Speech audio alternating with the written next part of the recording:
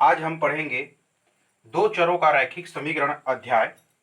इसमें सबसे पहले हम समीकरण बनाना सीखेंगे। समीकरण बनाने के लिए कुछ कथन रूप में प्रश्न दिए रहते हैं।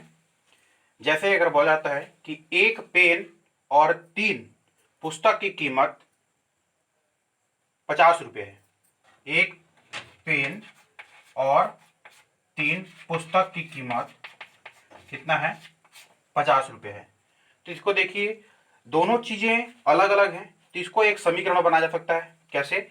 हम पेन को मान लेते हैं क्या? x, और पुस्तक को मान लेते हैं y। ये कितने पेन है? एक पेन है तो एक x, और ये कितने पुस्तक हैं? 3 पुस्तक हैं, इसलिए ये क्या हो जाएगा? 3y हो जाएगा। ठीक, तो क्या बोला गया है? एक पेन और 3 पुस्तक की कीमत कितनी है? दोनों की कीमत मिलाकर के कितनी है? 50 रुपये है। ठीक, तो क्या करेंगे? x प्लस 3y बराबर 50। ठीक, इस तरीके से हमारा जो है समीकरण बन गया। इस तरीके से बहुत सारे पुस्तक में और कथन दिए हुए हैं। जैसे कुछ हिरण और कुछ सारस पक्षी के पैरों की कुल संख्या 180 है। ठीक, क्या बोला गया है? कुछ हिरण और कुछ सारस। कुछ हिरण, देखिए इसमें यह नहीं बताया गया है, बताया गया क्या क्या कहा गया है कि कुछ हिरण और कुछ सारस पक्षी। ठीक, ये एक पक्षी है। सारस पक्षी के पैरों की संख्या कितनी है? 180 है उनके पैरों की संख्या। तो हम क्या करते हैं? हिरण को मान लेते हैं x और सारस पक्षी को मान लेते हैं y। अब आते हैं कि इसमें बोला गया है कि उसके पैरों की संख्या 180 है। ठीक, तो पैरों की संख्या 180 है, तो हम क्या करेंगे? उसके पैर कितने? देखिए, हिरण के पैर कितने होते हैं? 4। ठीक, और सारस पक्षी एक पक्षी है तो उसके 2 पैर होते हैं। ठीक, तो हम इसको लिख लेंगे। और बोला गया है क्या? इन दोनों के पैरों की संख्या 180 है। तो सीधी बात देखिए, x मल्टीप्लाई 4 यानी कि हो गया 4x plus 2 multiply y equal to हो गया 2y इक्वल टू दोनों के पैरों की संख्या कितनी है? 180। तो हमारा यह समीकरण बन गया 4x plus 2y equal to 180। ठीक, इस तरीके से और बहुत सारा समीकरण आप बना सकते हैं खुद से। ठीक, जैसे इसमें दिया हुआ है किन्हीं दो संख्याओं का योग 8 है। किन्हीं दो संख्याओं का योग 8 है, तो वो कौन कौन सी संख्या है हमें पता नहीं है, तो हम उसको क्या कर सकते हैं? सीधा x y मान सकते हैं कि किन्हीं दो संख्याओं का योग x प्लस y कितना है? 8 है। ठीक, तो इस तरीके से दोनों का योग क्या है? हमारा 8 है। अगर हमें इन दोनों संख्याओं का किसी का एक का मान पता चला तो हम आसानी से दूसरा का मान ज्ञात कर सकते हैं। अगर एग्जाम्पल के लिए अगर y का मान 3 है तो हम क्या करेंगे? y के मान को इसमें रखेंगे इस समीकरण में। x प्लस 3 इक्वल टू हो गया 8, तो x इक्वल टू 8 माइनस 3, तो x इक्वल टू क्या हो गया? 5। ठीक, तो हमें ये y का मान मिल गया और ये x का मान मिल गया। मतलब इस समीकरण में अगर हमें x या y का मान ज्ञात होता है तो उस कंडीशन में हम जो है आसानी से दूसरे का मान, यानी x का मान ज्ञात है तो हम y का मान, या फिर y का मान ज्ञात है तो x का मान निकाल सकते हैं। ठीक, इसी तरीके से आपको समीकरण बनाना सीखना है। इसके अभ्यास को आप अच्छे तरीके से देखेंगे। इसके बाद आता है आपका युगपद समीकरण। क्या दिया है? युगपद समीकरण।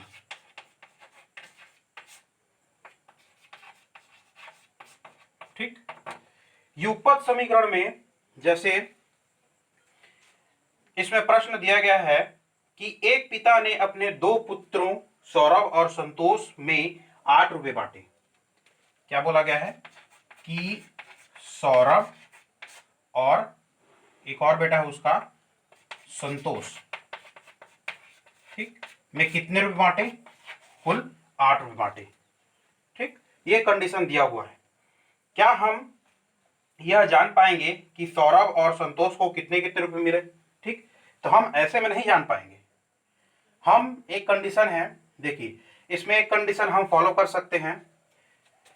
अगर सौरभ को 1 रुपये दिया गया है तो संतोष को 7 रुपये दिया गया होगा, क्योंकि हमें दोनों को टोटल कितना देना है, 8 रुपये। अगर सौरभ को 2 रुपये देंगे तो इसको कितना देंगे, 6 रुपये। अगर इसको 3 रुपये देंगे तो इसको कितना देंगे, 5 रुपये। अगर सौरभ को 4 रुपये देंगे तो संतोष को कितना देंगे, 4।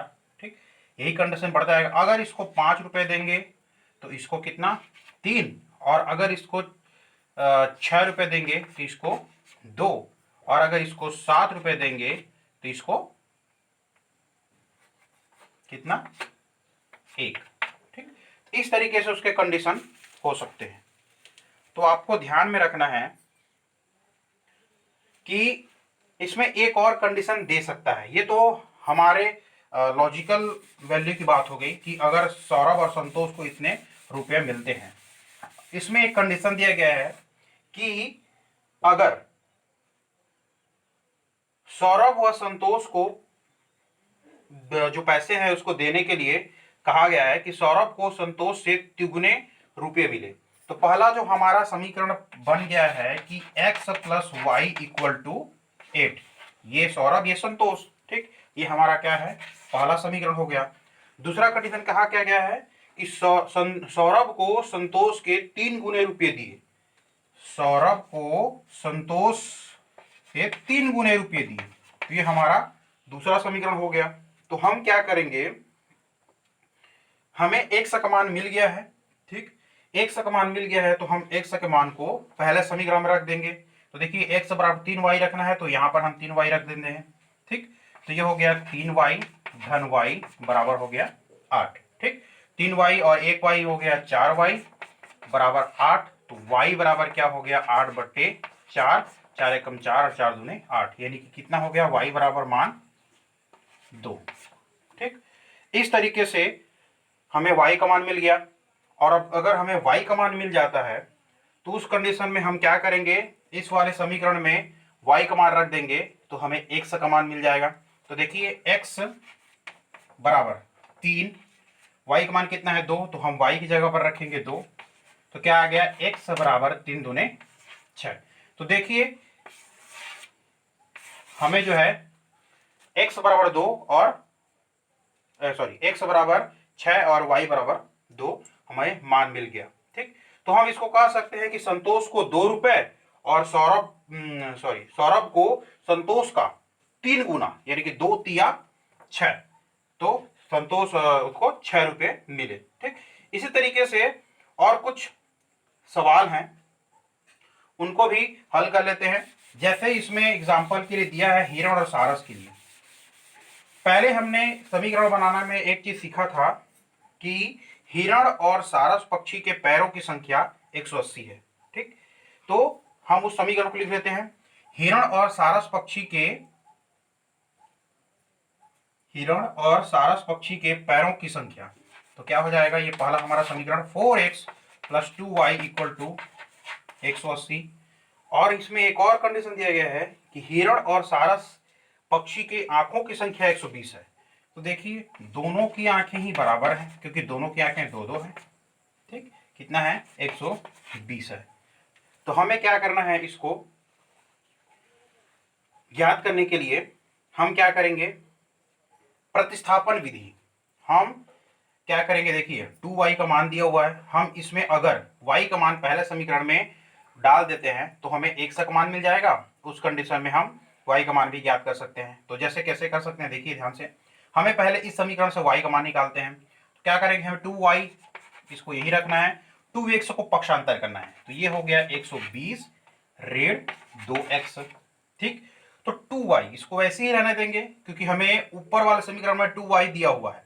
तो हम क्या कर सकते हैं, 2y के स्थान पर 120 ऋण 2x लिख सकते हैं। तो देखिए पहले समीकरण में इसको डालते हैं, 4x प्लस, ठीक, 4x प्लस 2y की जगह पर रखना है 120 ऋण 2x बराबर इधर क्या है, 180। ठीक, तो देखिए 4x - 2x = 2x प्लस 120 = 180 हो गया ना काम।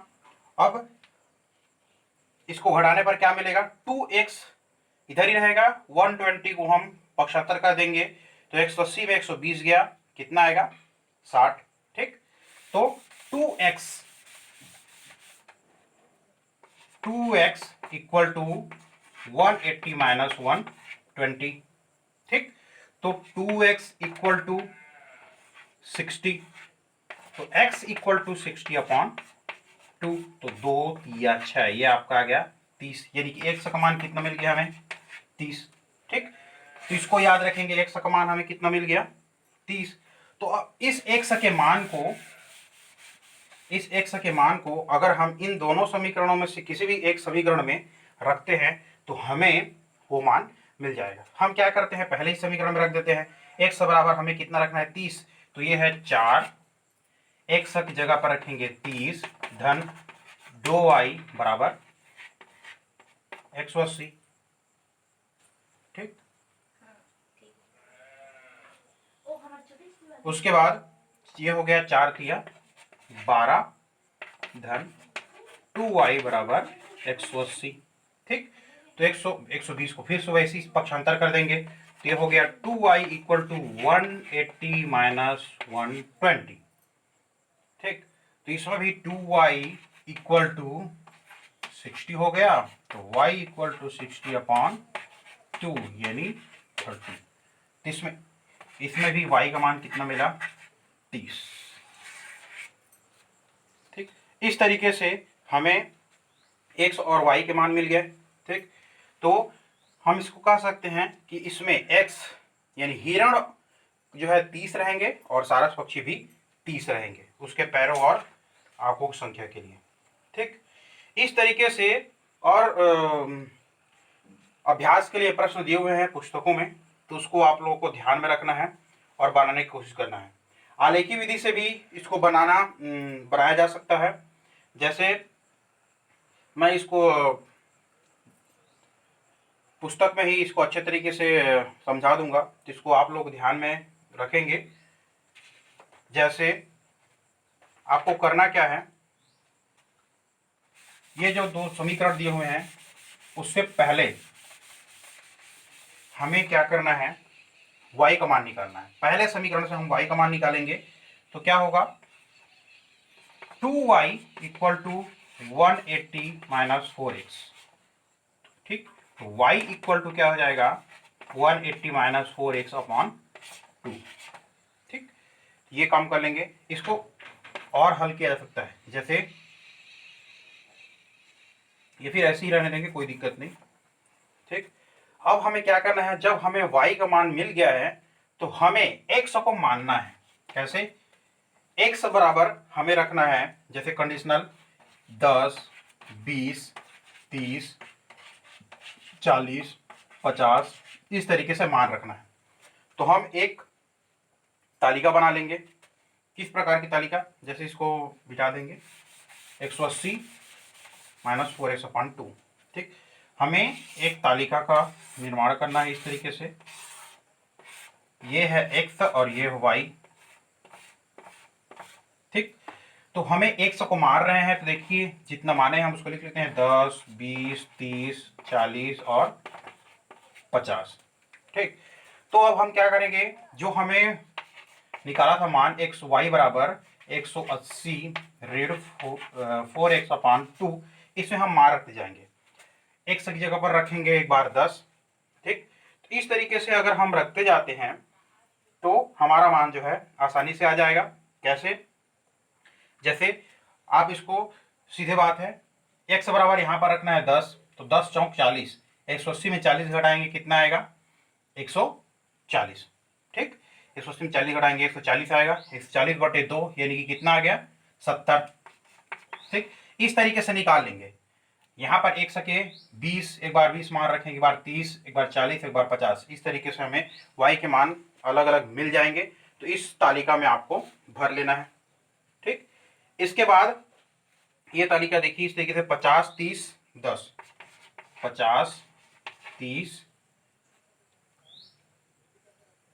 और 10, इस तरीके से। अगर हम यहाँ पर 50 रखते हैं तो 5 चौक 20, 180 में 120 गया तो कितना बचेगा 60, यानी कि हो गया आपका 30। ठीक, 180 रेड, तो 5 चौक हो गया 120, 60। ठीक, इस तरीके से हमारा जो है मान आ गया। ऐसी एक और तालिका बनाना है। ये पहले समीकरण से हमने पहली तालिका बनाई, ऐसी ही हम क्या करेंगे, दूसरे समीकरण से दूसरी तालिका बनाएंगे। तो करेंगे कैसे, देखिए, दूसरे समीकरण से तो हम फिर वही करेंगे, हमें y का मान निकालना है, तो 2y equal to 120 minus 2x पक्षांतर होगा, तो ये 2x। ठीक, तो y equal to 120 minus 2x upon ये 2 जो है पक्षांतर होकर नीचे चला गया, तो हम y का मान मिल गया। ठीक, तो इस तरीके से y का मान हमने निकाल लिया। फिर वही काम करेंगे, आपको करना क्या है, फिर वही तालिका का निर्माण करना है, एक और तालिका जो हमें अगला रेखा देगी। इस तरीके से इसको डिवाइड कर देंगे, x और y। x को हम मान लिए हैं 10, 20, 30, 40 और 50, तो वैसे ही करेंगे। इसमें फिर y का मान पुनः रखेंगे, तो 50, 40, 30, 20। ठीक, 50, 40, 30, 20। ठीक, इसमें 50, 40, 30 और हो गया आपका 20। ठीक, तो हम अगर 50 रखते हैं तो ये आपका आ गया 10। ठीक, तो इस तरीके से हमें दूसरे समीकरण से दूसरी तालिका मिल गई, और हमें इसको ग्राफ में, इसको बोला जाता है आलेखी विधि। याद रखेंगे, इसको क्या बोला जाता है, आलेखी विधि, जिसको ग्राफ में प्रदर्शित करना रहता है। हमने दो तालिका बनाई, तो उसमें x और y के मान दिए हुए हैं 10 और 50, 20 और 40, 30 और 30 और 40 और 20 और 50 और 10। तो इसमें दोनों तालिका में एक बार 30-30 आया है x और y का मान। तो इससे हम पता कर सकते हैं कि हिरण और सारस जो पक्षी के जो संख्या है वो कितना है, 30 और 30 है। ठीक, इस तरीके से हम जो है निकाल सकते हैं, इसको आलेखी विधि में भी बता सकते हैं। तो इसको, इसके जो तालिका में जो मान दिया है उसको हमें ग्राफ में प्रदर्शित करना है आलेखी विधि के तरीके से। ठीक, तो इसको बना लेंगे। इसी तरीके से और उदाहरण पुस्तक में दिए हुए हैं, उन सभी उदाहरणों को अच्छे तरीके से पढ़ लेंगे, बहुत ही सरल है, और उसको ग्राफ में खींच लेंगे।